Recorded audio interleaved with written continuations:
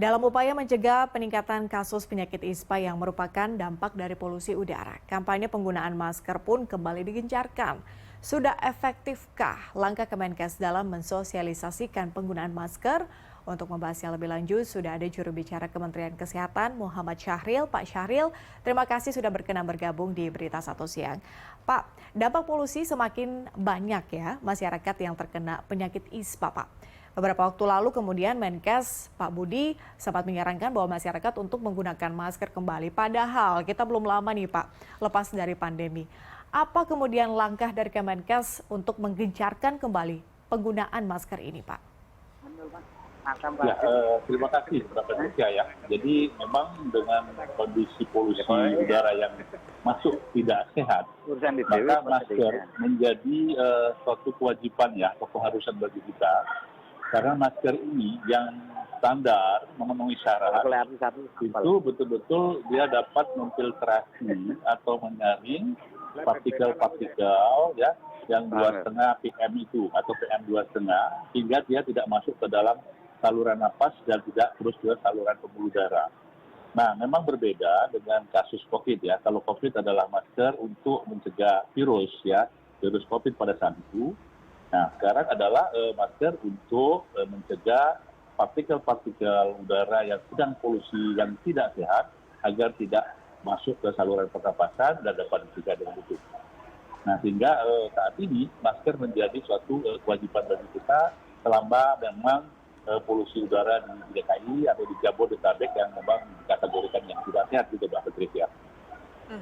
Pak Syahril, apakah kemudian ada rekomendasi masker khusus Pak yang dikeluarkan oleh Kementerian Kesehatan? Ya, maksudnya ada nggak kemudian saran masyarakat ini harus menggunakan masker jenis apa nih Pak? Atau mungkin masker medis saja udah cukup?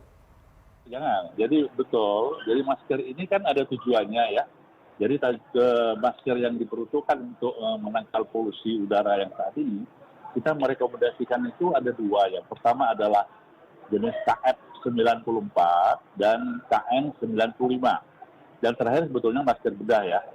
Dan apabila ada masker kain, maka kita sarankan untuk memakai filter di belakangnya yang dijual bebas yang dapat menangkal partikel PM 2,5 itu, Mbak. Nah, sehingga jangan sembarang memakai masker dan juga jangan juga terlalu berlebihan, ya, sehingga betul-betul kita efektif pemakaiannya. Satu sisi kita ingin memfiltrasi partikel PM 2,5 itu sehingga kita terhindar dari polusi udara yang membahayakan saluran pernapasan. Pak, bagaimana dengan imbauan penggunaan masker di sekolah, Pak? Kami kemudian memiliki beberapa informasi dari kontributor kami di beberapa daerah bahwa sekolah masih belum efektif kemudian menerapkan penggunaan masker ini dan masih banyak kegiatan yang dilakukan di luar sekolah, Pak. Seperti apa tanggapannya?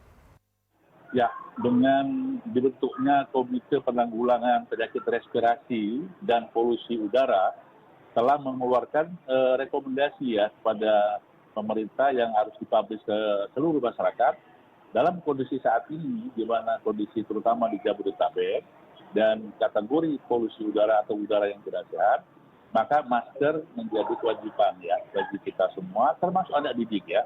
Jadi dengan melalui Berita Satu ini, bagian dari edukasi, sosialisasi bahwa di seluruh masyarakat ya, terutama di Jabodetabek ya, itu untuk diharapkan memakai masker yang sudah saya sebutkan tadi, KF94 atau KN95 atau masker kain yang dilapisi dengan filter untuk memfiltrasi partikel PM 2,5 itu, Mbak.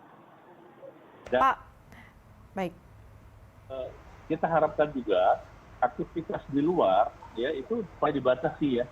Selama memang indeks kualitas udara kita memang masih jelek atau katakanlah tidak sehat, maka olahraga ya kemudian aktivitas di luar itu satu memakai masker dan sebetulnya tidak terlalu kita rekomendasikan kegiatan-kegiatan di luar yang memang akan berdampak kepada sakit saluran napas tadi. Pak, tapi kalau data Kemenkes sendiri sejauh ini berapa banyak sih Pak kemudian masyarakat yang terkena ISPA ya? Mungkin secara langsung atau mungkin secara tidak langsung diakibatkan oleh polusi udara? Jadi secara langsung kami ingin sampaikan polusi udara ini bisa berdampak ke mata, yaitu dengan mata merah dan berair, kemudian kulit, dan juga saluran napas.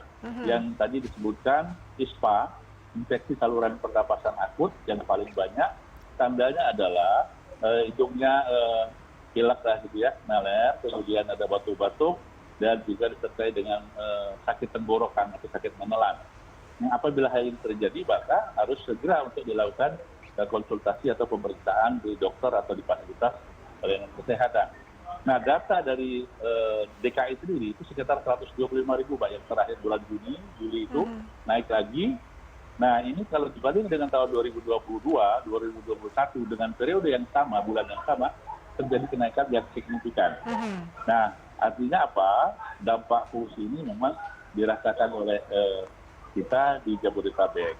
Hanya saja kasusnya ISPA yang masih ringan, ya, dan juga belum sampai ke berat dan bahkan sampai berat ya, sehingga tidak perlu harus dirawat di rumah sakit. Tetapi kasusnya meningkat loh. Nah, apabila hal ini tidak diatasi, maka ISPA ini bisa menjadi pneumonia atau memperberat penyakit asma dan seterusnya. Jadi perlu kewaspadaan kita bersama ya. Kemenkes kemudian sudah mengeluarkan rekomendasi atau imbauan untuk penggunaan masker. Tapi bagaimana Pak sejauh ini sinergi antar stakeholder dalam melakukan kampanye penggunaan masker ini agar lebih efektif? Ya, jadi seperti halnya dulu pengalaman kita di COVID ya, itu ada gerakan ya oleh kita semua. Apalagi tadi kita lihat di Bogor itu ada seorang dokter dan aktivis yang lain berbagi. Itu kan bentuk bagaimana mengajak seluruh masyarakat menggunakan itu ya. Nah, sehingga seluruh dinas terkait, kementerian, lembaga, swasta, akademisi, itu berperan serta semua, terutama juga teman-teman dari aktivis untuk mengajak masyarakat melakukan edukasi, sosialisasi untuk pencegahan.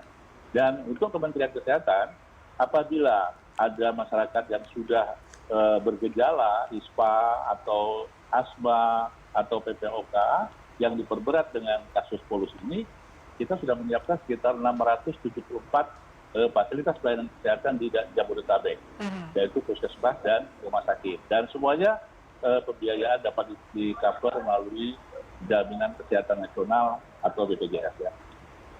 Baik, juru bicara Kementerian Kesehatan Muhammad Syahril. Pak Syahril, terima kasih sudah bergabung di Berita Satu Siang. Kita jumpa di lain kesempatan. Selamat siang.